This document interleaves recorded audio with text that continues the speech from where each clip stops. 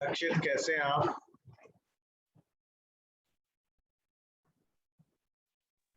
Good morning sir, ठीक हूँ sir. बेटा उस दिन आपको सरप्राइज नहीं देना चाहिए। हाँ सर, वो बाद में पता चला सर, वो मैं चला गया था बाहर बैंक साइड और मैं आया सर तो ऑलरेडी 40 मिनट लेट हो चुका था। तो फिर वो कुछ देर बाद नोटिफिकेशन आया सरप्राइज का sir. So that's why notification तो क्वाइट ऑब्वियस सी बात है, वो आएगा ही, क्योंकि जब कंडक्ट होता है यस सर, तो पता चलेगा ही आपको। बट जब सरप्राइज का यस सर, पर्पस है, जब आप क्लास में ही नहीं हो तो एक तरीके से एब्सेंट हो, यस सर, और उस केस में यस तो सर, नहीं देना चाहिए। यस। आप अगर कॉलेज आ रहे होते फिजिकली और आप उस दिन सरप्राइज हो जाता तो क्या आप दे पाते? नहीं सर, नहीं। यस तो सर, उसको ध्यान रखो बेटा, ये चीजें कुछ ऐसी होती हैं, yes sir, next time. Number उतने मायने नहीं रखते हैं। आप जैसे नंबर के लिए परेशान हो जाते हो, बट मेरे विचार से, मेरा पर्सनल ओपिनियन है, नंबर से ज्यादा मायने और भी चीजें हैं। उनमें से एक चीज ये यस है सर, कि आप ईमानदारी से सबके साथ रहिए। हाँ, ठीक है। सो आई होप हाँ repeat. Sir, yes, yes sir, this will not repeat again. कुछ पूछना तो नहीं है आपको बेटा? नो सर, वो तो क्योंकि हम लोग यूनिट 3 पे थे बेटा। Yes sir, I am not sure कि आप, लास्ट लेक्चर तो आपका मिस हुआ था क्योंकि पूरे समय तो सरप्राइज हुई नहीं थी। Yes sir. आपने किसी से पूछा क्या पढ़ाया गया था? नहीं सर, तो कोमल से मैंने, वो तो है ही। आदेश को मैंने कॉल किया था। हाँ, आदेश भी नहीं था। यस सर, यस सर, आदेश भी नहीं था सर, कॉल मैंने किया था आदेश को। तो सर वो वैक्सीन लगवाया हुआ सर, शायद वो नहीं था। हाँ, ठीक है, कोई बात नहीं। अगर कोई दिक्कत आती है समझने में तो एक बार पूछ लेना। Yes sir, sure.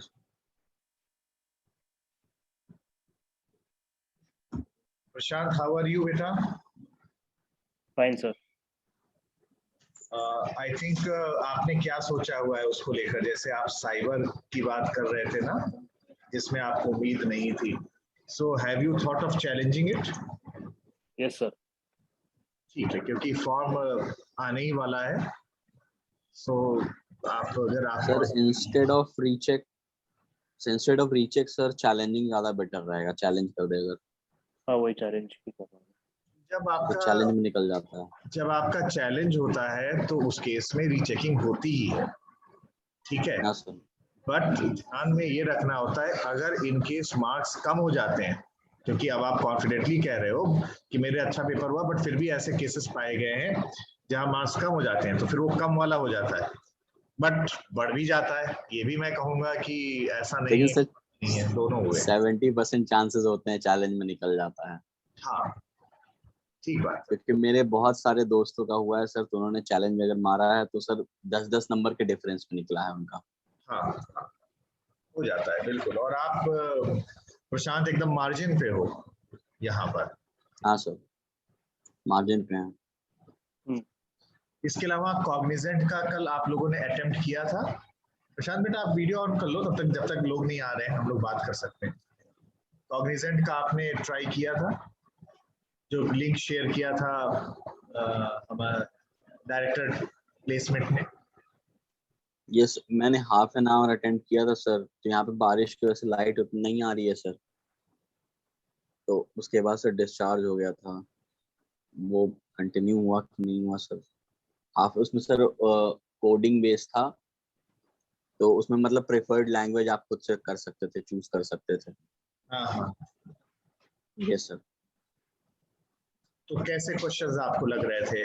Where you confident? Sir tough था सर क्वेश्चन, टफ था मतलब कोडिंग बेस पे टफ था सर। नहीं, मतलब किस तरह का था, कुछ अगर तुम एक्सप्लेन करो तो।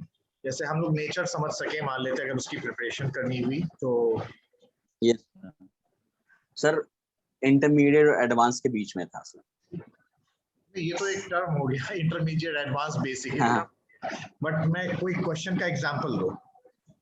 सर उसमें एक क्वेश्चन था सर, दूसरा या तीसरा क्वेश्चन था उसमें, वो बनाना था सर, अरे कौन सा था, स्टोन पेपर सीजर बनाना था सर। क्या बनाना था? उसमें sir stone paper scissor sir, hmm, उसमें और मतलब क्या पीसी के एंड से, यूजर के एंड से हम एंटर करेंगे नंबर, और पी करे मतलब और सर पाइथन में इंपोर्ट करना पड़ता है, रैंडम एक फंक्शन होता है, उसको इंपोर्ट करके करना था सर कि पीसी अलग नंबर चूज करे, 1 पे स्टोन हो, 2 पे सीजर हो और 3 पे पेपर हो, वो रैंडमली चूज करे, और हम और रैंडमली जब वो चूज करे तो यूजर को दिखाए ना कि क्या चूज हो रहा है। उस हिसाब से अगर स्टोन है तो पेपर अगर आता है तो उसमें सर पेपर जीत जाएगा। ये क्वेश्चन था सर। अच्छा ठीक है। तो बट अगर जितने भी सवाल देखोगे वो लॉजिकल बेस्ड ही होते हैं।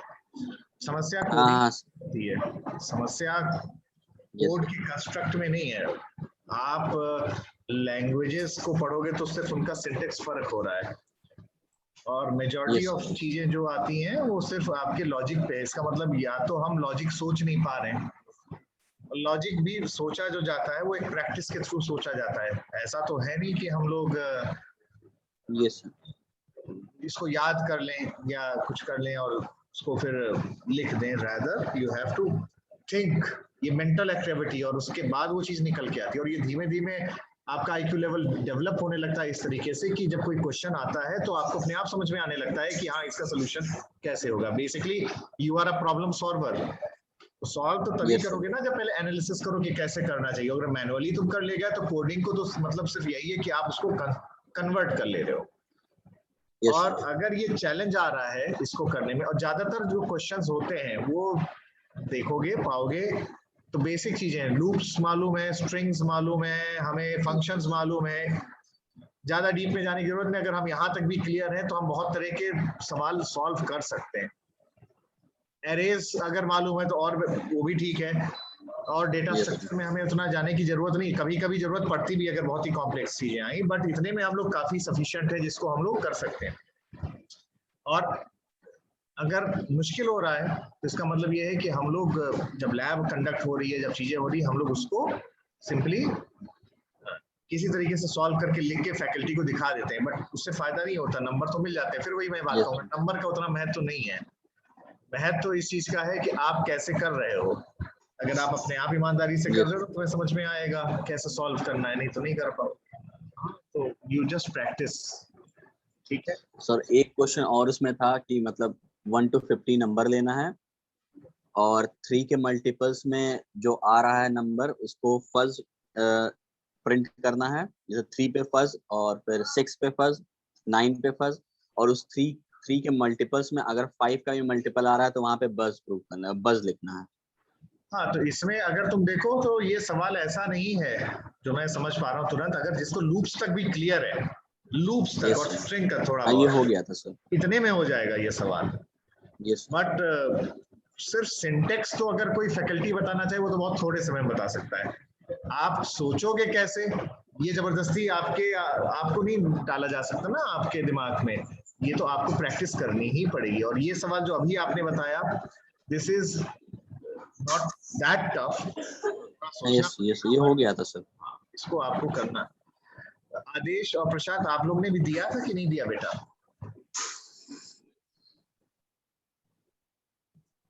आदेश बेटा, हो आप वहां पे? आप लॉगिन तो हो? आपने दिया था? हाँ सर। कैसा गया आपका?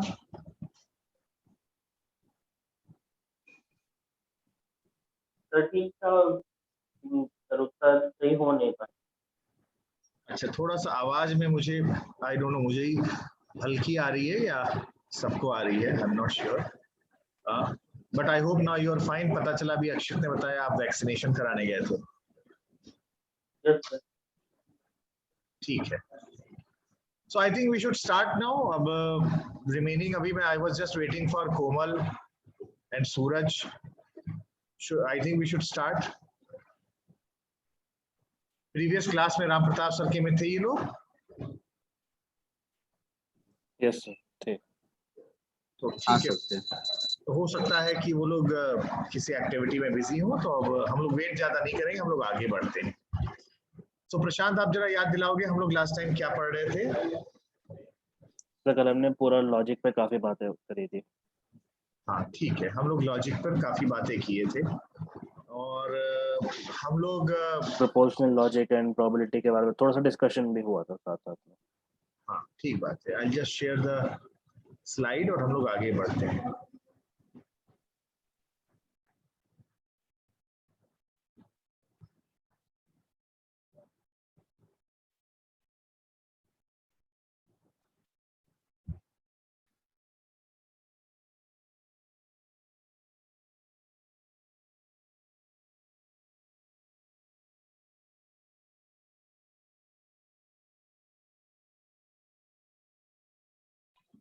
सो आई थिंक आप लोगों को स्लाइड दिख रही होगी और हम लोग अपने टॉपिक नॉलेज रिप्रेजेंटेशन पर थे, नॉलेज रिप्रेजेंटेशन एंड रीजनिंग पे। अच्छा, आप लोगों ने अभी किसी ने अटेंडेंस नहीं डाला हुआ है तो प्लीज अपनी अटेंडेंस डाल देना।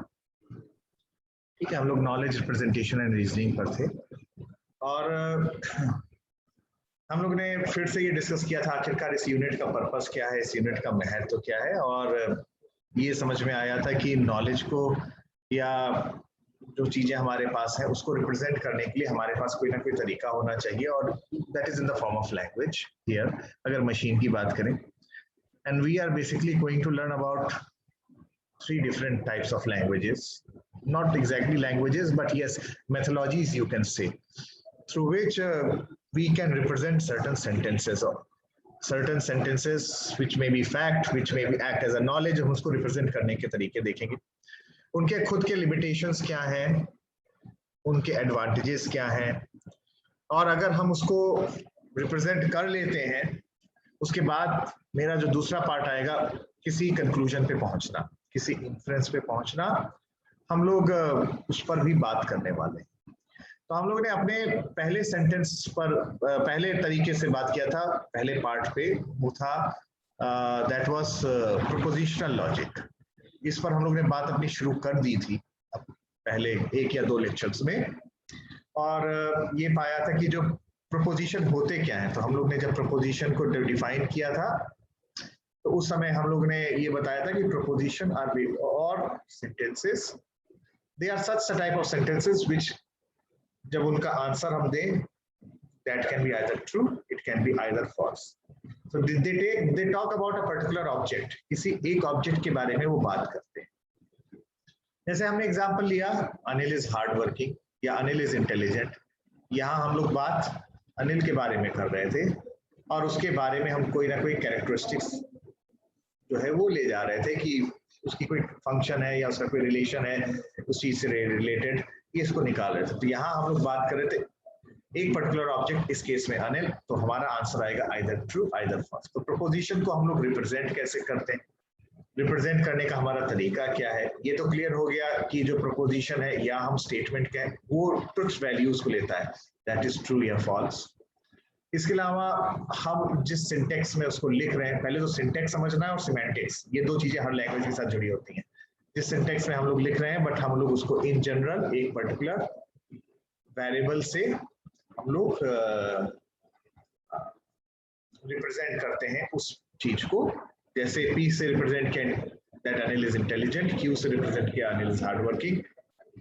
ये हमारे एटॉमिक सेंटेंसेस होते हैं क्योंकि उसको और फर्दर ब्रेकअप नहीं कर सकते हैं, बट हम लोग कंपाउंड स्टेटमेंट्स को भी बात देख सकते हैं और या कंपाउंड प्रोपोजिशंस को, जो कि एक से ज्यादा एटॉमिक सेंटेंसेस मिलके बने होते हैं, जिसमें एंड और आ रहा ये कनेक्टर्स के थ्रू ये जुड़े हुए होते हैं। ठीक है, सो ये सारी बातें हो गई थी और हम लोग ये बार बार बात कर रहे थे कि डिस्क्रीट मैथमेटिक्स इसका बेस है। तो डिस्क्रीट मैथमेटिक्स आपने पढ़ा हुआ है, थोड़ा सा उसको रिवाइज कर लीजिएगा, खास तौर पे ट्रुथ टेबल वगैरह। हालांकि जो डिफरेंस का निकालने का तरीका हमारा होगा, जिस पर हमारा ज्यादा फोकस होगा, वो ऐसे तो बताऊंगा ही, वो आने वाला है, that is known as resolution. Resolution पे हमारा ज्यादा फोकस होने वाला है। फिर हमने कुछ बेसिक जो सेंटेंसेस हैं, कनेक्टर्स हैं, उनको देखा था, कौन कौन से थे। एंड था, और था, नॉट था, इम्प्लाइज था, बाई कंडीशनल होता है, दोनों तरफ हमारे एरो हैं, और इसके अलावा हम लोग नॉट की बात करें तो नॉट को भी रिप्रेजेंट करने के तमाम तरीके हैं, उसको भी देखा था। हम लोग बार से रिप्रेजेंट कर सकते हैं, या हम लोग एक प्राइम से, जैसे हम ए प्राइम लिख रहे हैं तो ये भी एक तरीके से उसका निगेशन ही है। ये सारी बातें की थी। फिर सेंटेंसेस क्या होते हैं या और उनको समझ में आ गया था, बट एक कॉन्सेप्ट आता है technically, that is well found formulae. तो well sentences are also known as well found formulae. और अगर हम सेंटेंसेस को जोड़ते हैं किसी भी कनेक्टर के साथ तो वो भी वेल फाउंड फॉर्मूले रहता है। यानी एक वेल फाउंड फॉर्मूला अगर हमारे पास है, उसके साथ हम लोग कनेक्टर्स अप्लाई करते हैं, वो भी वेल फाउंड फॉर्मूला है। जैसे पी है तो नॉट पी भी एक वेल फाउंड फॉर्मूला है या सेंटेंस है। एंड और ये सारे हमारे हैं, ठीक है। हमने आपसे कहा था कि फिर इनका और भी जो नाम है वो क्लियर होना चाहिए। एंड को हम लोग कंजंक्शन भी कहते हैं, और को हम लोग डिसजंक्शन भी कहते हैं, ठीक है। ये हमारा जहां दोनों तरफ एरो है, ये हमारा बाई कंडीशनल आ रहा है। ट्रुथ टेबल आपको ध्यान रखना पड़ेगा। और ये हमारा जहां सिंगल एरो है, that is known as implication. फिर हम लोग ने ट्रुथ टेबल्स भी देखे थे। यहाँ सारे ट्रुथ टेबल नहीं है, जैसे बाई कंडीशनल का नहीं है, तो मैंने बोला था आपसे एक बार आप देखिएगा बाई कंडीशनल का भी बुक में है आपके पास। मैंने बुक आपसे शेयर की हुई है, उसकी सॉफ्ट कॉपी, उसमें जाओगे तो देखोगे, पाओगे, उसका भी दिया हुआ है। बट इन जनरल कितने नंबर ऑफ रोज होंगे अगर हमें ट्रुथ टेबल बनाना पड़ा, अगर हमारे वो डिपेंड करता है नंबर ऑफ वेरिएबल्स पे। तो अगर हमारे पास n वेरिएबल्स हैं अपने सेंटेंस में, और अगर हम उस ट्रुथ टेबल को बनाने की कोशिश कर रहे हैं, तो जो नंबर ऑफ रोज आएंगे that would be 2 to the power n। जैसे यहाँ पर 2 वेरिएबल्स हैं p और q, तो 2 टू द पावर 2 इज 4, तो आप देख रहे होगे यहाँ पर 4 रो आ रही है। क्लियर? तो मैंने कहा था आपसे कि आप सारे अलग अलग तरह के जो ट्रुथ टेबल है उस पर हम डिटेल में नहीं जाएंगे, बट ये आपको आना चाहिए। ट्रुथ टेबल की मदद से एक तरीका हुआ निकालने का कि हम लोग ट्रुथ टेबल बनाएं और हम लोग प्रूव करने की कोशिश करें LHS और RHS। मतलब अगर मैं LHS RHS का मतलब है, अगर मेरे पास कोई सेंटेंस है और मैं किसी कंक्लूजन में जा रहा हूँ, तो कंक्लूजन में हम जाने के तरीके को फिर हम देखते हैं कि क्या हम उसको ट्रुथ वैल्यूज की मदद से उसको हम लोग निकाल सकते हैं। तो एक तरीका तो हमारा ये आता है, बट बार बार मैं बोल रहा हूँ AI के पॉइंट ऑफ व्यू से मेरे लिए सबसे इंपॉर्टेंट रेजोल्यूशन है। रेजोल्यूशन का कॉन्सेप्ट हमें क्लियर होना चाहिए। तो कोशिश करूंगा आज नहीं तो कल हम लोग रेजोल्यूशन को उसको एक एग्जाम्पल के साथ हम लोग देखेंगे। तो जैसे अगर मेरे पास है राम इज इंटेलिजेंट दिया हुआ है और मैंने उसको एक वेरिएबल p से डिफाइन किया है, ये मेरा एक सेंटेंस है। तो इस सेंटेंस को मैं रिप्रेजेंट कर सकता हूँ, इसकी वैल्यू जो हो सकती है आइदर ट्रू और फॉल्स, और इस ट्रू और फॉल्स की वैल्यू की वजह से हम किसी एक कंक्लूजन में पहुंच सकते हैं। मान लेते हैं राम इज इंटेलिजेंट लिखा हुआ है, और अगर उसकी वैल्यू फॉल्स आती है तो हम ये कंक्लूड कर सकते हैं that is he is basically studying in class 2 अगर फॉल्स है, और अगर ट्रू है तो he may be studying in class 3। So based on truth values inference को there may be a possibility that we may able to find out, but here we are not going to go into the details of all these things। ये आप discrete में पढ़े भी हो, but ये तरीके का एक तरीका है जिसमें हम ट्रुथ वैल्यूज को डालें कि कंक्लूजन को निकालने के बाद वो क्या निकल के आ रहा है, वो मालूम होना चाहिए कि इन्फ्रेंस हम लोग कैसे निकालते हैं यहाँ पर। तो मेरे पास क्या हो रहा है यहाँ पर, मेरे पास जो भी सेंटेंस है, जो भी सेंटेंस हमारे पास दिया हुआ है, उसको हम लोग कन्वर्ट करेंगे रेलेवेंट कंपाउंड स्टेटमेंट में।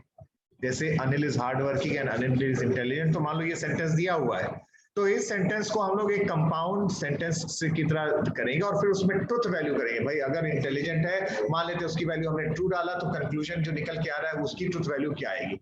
तो एक तरीका तो ये है जो अभी जस्ट हम लोग बात कर रहे हैं कि हम लोग जो प्रपोजिशंस हमारे पास दिए हुए हैं उसमें हम लोग ट्रुथ वैल्यूज को असाइन करें, और उसके ट्रुथ वैल्यूज को असाइन करने के बाद जो वैल्यू निकल के आ रही है उसको हम लोग इंटरप्रेट करें कि जो कंपाउंड प्रपोजिशन है उसका क्या वैल्यू निकल के आएगी, जिसकी वजह से एक कंक्लूजन में जाए। तो एक तरीका हमारा इन्फ्रेंस या कंक्लूजन निकालने का ये है, हालांकि यहाँ पर उतना पॉपुलर नहीं है। कुछ टर्म्स है जो हमें क्लियर होना चाहिए, जैसे हमारे पास टॉटोलॉजी एक टर्म है। तो टॉटोलॉजी का मतलब क्या हुआ, ऐसी चीज जो हमेशा ट्रू रहती है। तो आपको अगर देखना है कि ये टोटोलॉजी है कि नहीं, तो हम क्या करेंगे, P है और हमारे पास नॉट P है इस केस में, और हमारे पास फिर यहाँ पर क्या वो दिया हुआ है अंत में, we have been given P और नॉट P। तो P और नॉट P की वैल्यू, अब नंबर ऑफ वेरिएबल्स यहाँ पर कितने हैं, नंबर ऑफ वेरिएबल्स हमारे पास आ रहे हैं 1, तो हमारे टोटल मिला के 2 रो आएंगे। 2 रो कैसे आएंगे, P can either take the value true और it can either take the value false. तो अगर ये ट्रू है तो नॉट P की वैल्यू फॉल्स आ जाएगी, और नॉट P की वैल्यू ट्रू तब होगी अगर हमारी P की वैल्यू फॉल्स होती है। और अब इन दोनों को और करें, ट्रुथ टेबल हमें मालूम हो तो ये दोनों ही केस में ट्रू है, यानी कि ये एक ऐसा स्टेटमेंट है जो हमेशा ट्रू है। तो ये क्या चीज है, ये एक टोटोलॉजी है। उसी तरीके से हमारे पास उसको क्या कहते हैं जो हमेशा फॉल्स हो, एक बार इसको आप पता करिएगा कि क्या बोलते हैं इसको, हालांकि आप ये बात पढ़े होंगे। तो दिस इज वैलिड। अगर क्वेश्चन पूछा जाए इज द सेंटेंस वैलिड, तो वैलिड का मतलब है that it should be true for all situations. तो उस केस में आप ट्रुथ टेबल बना के एक बार देख सकते हो कि हम अगर ट्रुथ टेबल बना रहे हैं कि सारे पॉसिबल सिचुएशंस को देखते हुए हमने ट्रू फॉल्स डाले, जो कॉम्बिनेशंस आ रहे हैं, कितने सिचुएशन बनेंगे डिपेंड करता है वेरिएबल पे। वेरिएबल n है तो total number of situations 2 to the power n बनेंगे। तो वो जो है फिर उस केस में ये वैलिडिटी हम लोग प्रूव कर सकते हैं कि वो पर्टिकुलर सेंटेंस वैलिड है कि नहीं। डी मॉर्गन्स लॉ एक इंपॉर्टेंट चीज है जो कि हमें मालूम होना चाहिए, और ये डी मॉर्गन्स लॉ जो है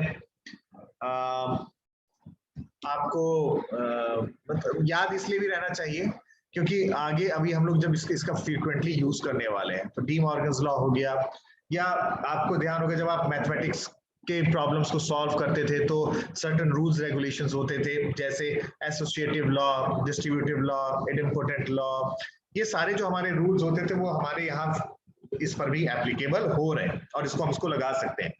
तो इसको भी आपको याद रहना चाहिए जिससे कि आप उसको कर ले जा सके बाद में सॉल्व अगर जरूरत पड़े। बट डी मॉर्गन्स लॉ कह क्या रहा है, डी मॉर्गन्स लॉ ये कह रहा है अगर मेरे पास ये एग्जांपल है, हमारे पास दो पर्टिकुलर वेरिएबल्स को लेकर, तो अगर P एंड Q कन्वर्ट कर रहे हैं और हम इसको खोल रहे हैं तो ये हमारे इंडिविजुअल वेरिएबल्स का नॉन निगेशन हो जाता है और ये एंड कन्वर्ट हो जाता है और में। ये मेरा पहला डी मॉर्गन लॉ है। 2 डी मॉर्गन लॉ हो रहे हैं एक तरीके से। दूसरा डी मॉर्गन लॉ क्या है, दैट इज अगर मेरे पास 2 वेरिएबल्स हैं P और Q और उनका और है और पूरी चीज का निगेशन किया जा रहा है, तो हम अगर ब्रेसेस को ओपन कर रहे हैं तो फिर उस केस में अलग अलग वेरिएबल्स का निगेशन और उनके बीच में जो कनेक्टर जुड़ा हुआ है दैट इज एंड। ठीक है, तो ये डी मॉर्गन्स लॉ हमें याद रहना चाहिए। मान लेते 3 वेरिएबल है, तो 3 वेरिएबल केस में क्या होगा, उस केस में क्या है, एक हम कहें अगर मेरे पास एक है P और हमारे पास फिर दूसरा है Q, ये तो हमारे पास 2 वेरिएबल का केस, बट मैं कह रहा हूं अगर ये तीसरा आ जाता है P, Q और तीसरा है R, और हम इन तीनों को ही हम निगेट कर रहे हैं। तो निगेट का तो एक तरीका तो हम ऊपर बार भी लगा रहे हैं, और इसको जब हम ओपन कर रहे हैं with the help of D Morgan's law, तो इंडिविजुअल वेरिएबल्स का निगेशन एंड कन्वर्ट हो जा रहा है और में, ठीक है, और ओपन करने के बाद ये दोनों हमारे इक्विवेलेंट होंगे। तो ये मेरा एक डी मॉर्गन लॉ हो गया for the case of 3 variables. Similarly हम लोग जो दूसरा डी मॉर्गन लॉ है उसको भी अगर 3 वेरिएबल्स के लिए एम्पलीफाई करें तो उसी तरीके से ही होगा कि P और Q और R का अगर निगेशन है that would be equal to not P और नॉट Q और not R। Now in case आपको इसको प्रूव करना है then you can prove it with the help of truth table जो आपको नीचे यहाँ दिख रहा है। तो आपके पास P है, Q है, 2 वेरिएबल्स हैं, तो टोटल नंबर ऑफ पॉसिबल रोज हो सकते हैं 4, उनके पॉसिबल कॉम्बिनेशंस यहाँ पर दिए हुए हैं। तो अब हम P और Q निकाले मान लेते हैं और फिर उसका निगेशन निकाले, ठीक है। तो आप अगर देखिए ये दूसरे वाले को प्रूव हम यहाँ कर रहे हैं, तो यहाँ पर P और Q का निगेशन ये आ रहा है। सिमिलरली अब अगर राइट RHS देखिए तो RHS में नॉट P है और नॉट Q है, पहले इनको देखा गया, जब F वैल्यू है P की तो उसका निगेशन T हो जाएगा, और अगर T है तो निगेशन अगर उसका करेंगे F हो जाएगा, और उसके बाद फिर हम इन दोनों को एंड करेंगे तो फिर फाइनली एंड में दोनों अगर ट्रू होते हैं तभी वो ट्रू निकल के आता है। तो हम लास्ट वाला कॉलम देख सकते हैं। अब लास्ट वाले कॉलम को देखें TFFF और ये वाले कॉलम को देखें जो LHS साइड में है TFFF, ये पा रहे हैं दोनों सही बड़ा एक ही चीज है, तो ये प्रूव हो गया। उसी तरीके से आप पहले वाले डी मॉर्गन्स थ्योरम को भी प्रूफ कर सकते हो। ठीक है, ये प्रूफ करने तक की बात है, बट हमें रेजोल्यूशन में भी इसकी जरूरत पड़ सकती है, तो इसलिए ये डी मॉर्गन्स लॉ याद रहना जरूरी है। ठीक है, यहां तक किसी को कुछ पूछना है तो पहले बताओ, फिर आगे बढ़े।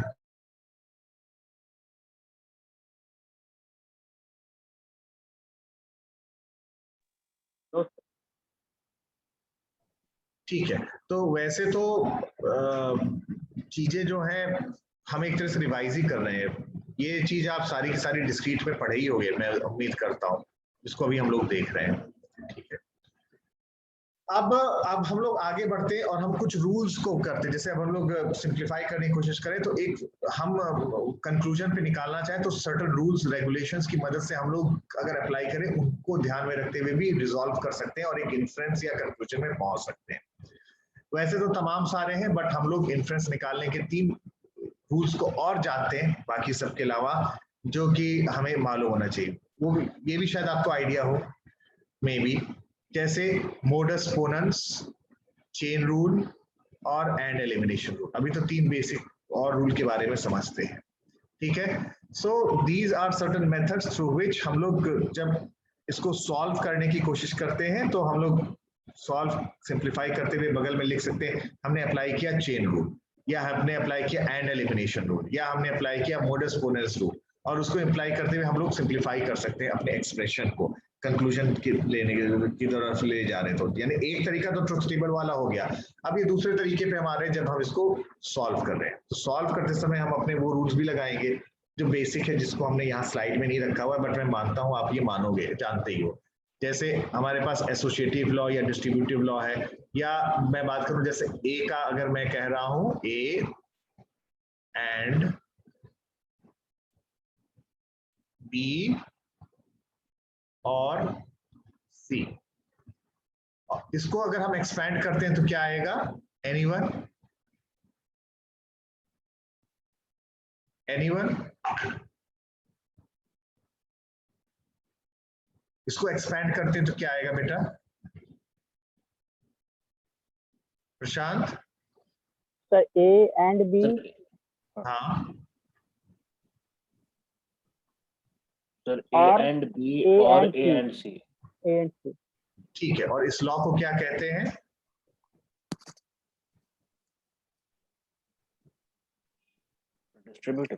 Distributive law, exactly. सो ये सब रूल्स जो है हम लोग अप्लाई तो कर रहे हैं, but I am not explicitly naming and telling here, but we are well aware of all this thing. So as you have said distributive इसको बोलते हैं, तो ये सारी चीजें हैं। कुछ और जो लगा सकते हैं हम उनकी बात कर रहे हैं यहाँ पर। ये सारी चीजें अगर हम इसको सॉल्व कर रहे हैं तो सॉल्व करने के दौरान इन सारे रूल्स रेगुलेशंस को हम लोग अप्लाई कर सकते हैं। तो modus ponens, chain rule and elimination rule, तो एक एक करके देखते हैं। पहले बात करते हैं मोडस पोनेंस के बारे में। तो ये एक रूल है that allows us to deduce the truth of a consequent depending on the truth ऑफ द एंटीसेडेंट्स। तो what is consequent, what is antecedent, ये बस ध्यान में हमें मालूम होना चाहिए। तो ये बेसिकली किस चीज के लिए हो रहा है? अगर मेरे पास इंप्लाइज साइन आ रहा है, जैसे हम लोग लिख रहे हैं P implies Q, तो इस केस में जो P है that is known as the antecedent and Q is known as the consequent. तो अकॉर्डिंग टू दिस रूल क्या है? The truth of a consequent यानी the truth of Q that can be depending upon हमारे antecedents या सारी चीजों के basis पर हमारा मालूम हो सकता है। हालांकि दोनों चीजों से हम लोग यहाँ कर सकते हैं। ठीक है, इस पूरी चीज को हम लोग रिजॉल्व कर सकते हैं based on a particular value जो हमें दिया हुआ है P का, एंटीसीडेंट का। तो मान लेते हैं, कहने का मतलब यहाँ क्या है, अगर मेरे पास P दिया है और मेरे पास P implies Q दिया, यानी ये 2 सेंटेंसेस ऐसे जो मेरे नॉलेज बेस में है, तो इसका मतलब क्या हुआ? मैं कह रहा हूं मेरे नॉलेज बेस में है, इसका मतलब ये है कि मुझे मालूम है कि ये सही है। तो मैं क्या कहूंगा, अगर ये दोनों नॉलेज बेस में और सही है तो मैं डायरेक्टली इन्फर कर रहा हूं Q। Q क्या हमारा आ रहा है? कॉन्सिक्वेंट का पार्ट आ रहा है। तो अगर मेरे पास P दिया है, अगर मेरे पास P इंप्लाइज Q दिया है, तो हम डायरेक्टली Q को देख सकते हैं। ये अगर नॉलेज बेस में ऐसे, तो मान लेते हैं मेरे पास Ramesh is a father, this is suppose P, ये दिया हुआ है। Ramesh is a father implies Ramesh has a child.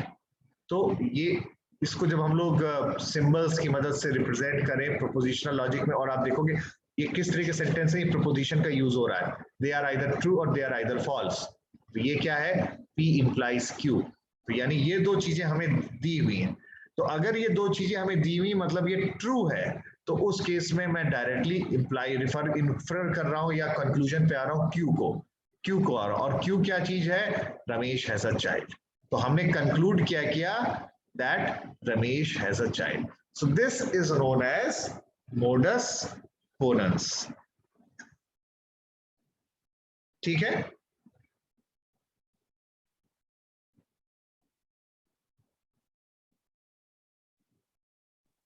Yes sir. Similarly अब आता है चेन रूल। तो चेन रूल क्या कह रहा है, अगर मेरे पास दिया हुआ है P इंप्लाइज Q और दिया हुआ जब मैं शब्द बोला यानी मेरे नॉलेज बेस में है, और नॉलेज बेस में है का मतलब ये ट्रू है, मेरे नॉलेज बेस में वही चीजें जो ट्रू है, Q इंप्लाइज R, ये दोनों चीजें दी हुई हैं, तो मैं डायरेक्टली इन्फर कर रहा हूं P इंप्लाइज R। ठीक है, इसका मतलब क्या हुआ है, अगर मेरे पास P इंप्लाइज Q दिया है और Q इंप्लाइज R दिया हुआ है, अगर ये दोनों चीजें दी हुई हैं तो मैं डायरेक्टली इन्फर कर रहा हूं P इंप्लाइज R। ठीक है, तो ये Q और ये Q की बजाय हमने डायरेक्टली P इंप्लाइज R को इन्फर किया। अब जैसे एग्जांपल में Ramesh is a father, P implies Q, Ramesh has a child. ठीक है, Ramesh has a child, Q implies Ramesh is married. तो आना चाहिए, ये गलत लिखा हुआ है यहाँ पे कंक्लूजन। ठीक है, होना चाहिए इनफैक्ट P इंप्लाइज R। तो ये आना चाहिए यहाँ पर Ramesh is a father implies Ramesh is married. इसको यहाँ पर बोला जा रहा है चेन रूल। ठीक है, तो ये बस थोड़ा सा यहाँ पर एक टाइपोग्राफिकल एरर है, ये रमेश एज अ चाइल्ड नहीं होगा, रादर ये P की वैल्यू जो आ रही है वो आ रही है that Ramesh is a father. ठीक है, चेन रूल क्लियर हुआ? Yes sir. तीसरा आता है हमारे पास and elimination rule. And elimination का मतलब है दोनों चीजों का एंड हमें दिया हुआ है, दो एटॉमिक सेंटेंस, दो या दो से ज्यादा, आप जितनी भी बातें हम लोग कर रहे हैं, आप ऐसा नहीं कि दो ही के लिए एप्लीकेबल है, आप इसको एक्सपेंड भी कर सकते हो मोर नंबर ऑफ वेरिएबल्स पे। तो अगर मेरे पास दिया हुआ है दो चीजों का एंड को कहते हैं कंजंक्शन भी, ये ध्यान रखना, और को कहते हैं डिसजंक्शन भी। एंड को कहते हैं कंजंक्शन भी और को कहते हैं डिसजंक्शन भी। तो हम अगर मेरे पास कोई कंजंक्शन दिया है तो हम कोई भी कंजंक्ट को इन्फर कर सकते हैं, क्योंकि हमें एंड का ट्रुथ टेबल मालूम है। एंड का ट्रुथ टेबल क्या कहता है, एंड का ट्रुथ टेबल ये बोलता है कि वो चीज अगर वो ट्रू है एंड, तो वो तभी ट्रू होगा जब सारे के सारे जो इंडिविजुअल एलिमेंट्स हैं जो कि जुड़ के बन रहे हैं वो भी ट्रू हो, तभी होगा। उसी बेसिस पर अगर मुझे दिया हुआ है P implies P and Q मान लो दिया हुआ है, इसको आप फर्दर एक्सपेंड कर सकते हैं, तो उस केस में मैं कोई भी कंजंक्ट, फॉर एग्जांपल P हो गया या Q हो गया, मैं इसको इन्फर अपने आप कर सकता हूं। तो फॉर एग्जाम्पल अगर ये दिया हुआ है कि Ramesh is a father and Ramesh has a child, this is true, अगर ये ट्रू है तो ऑटोमेटिकली मैं कंक्लूजन पे आ गया कि रमेश इज अ फादर भी ट्रू होगा और रमेश हैज अ चाइल्ड भी ट्रू होगा। हम दोनों चीजों को इन्फर कर सकते हैं, कंक्लूजन पे ला सकते हैं। इसको कहा जाता है एंड एलिमिनेशन रूल।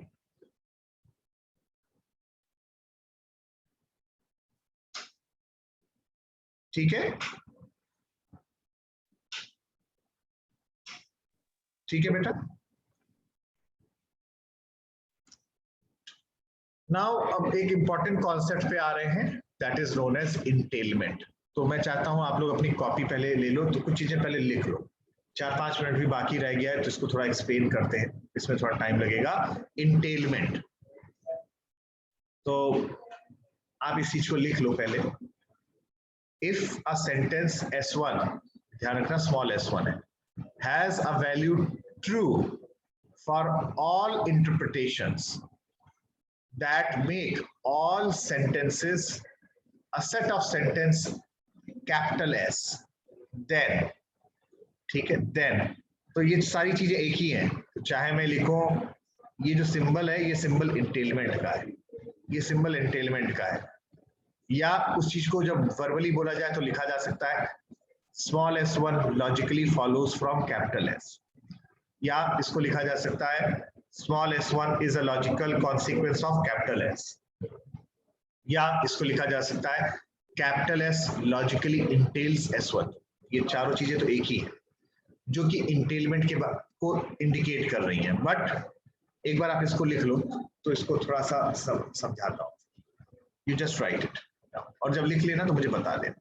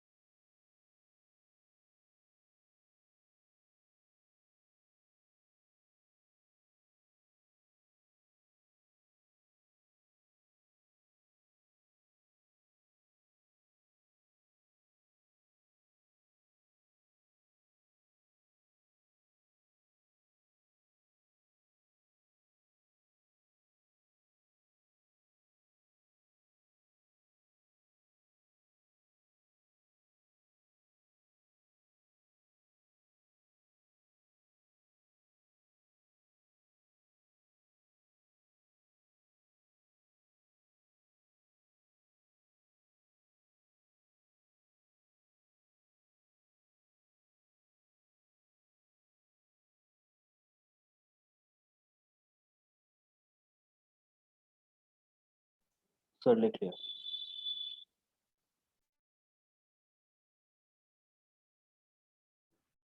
ठीक है बेटा, आपका हो गया, तो आई होप सबका हो गया होगा। तो आप लोग एक डायग्राम और बना लो। यस सर, हो गया। ये डायग्राम,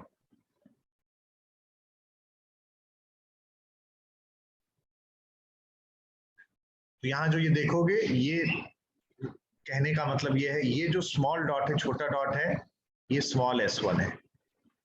ये क्या है, जो बड़ा सर्किल है, ये कैपिटल S है। और ये इंटेलमेंट की बात यहाँ पे हो रही है, ये इसलिए ये आई है। इसको आप बना लो। और एक डायग्राम और है अभी इसमें, फिर बात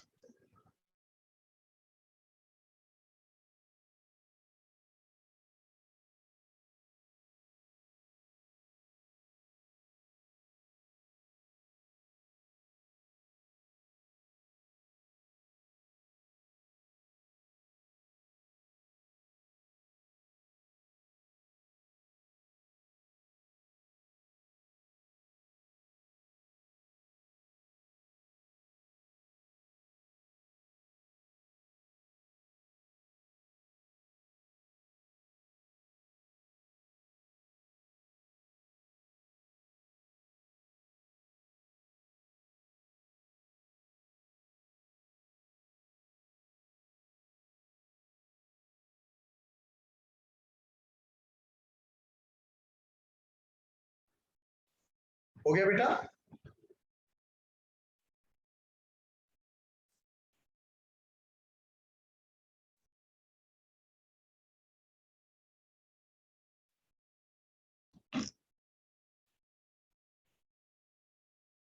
हो गया सर। ठीक है। एंड फाइनली एक चीज और, ये डायग्राम आप बना लो। पर टाइम लगेगा, और अगर मान लेते हैं डिस्कनेक्ट हो जाते हैं तो मैं फिर से स्टार्ट करूंगा, आप ज्वाइन कर लेना। हाँ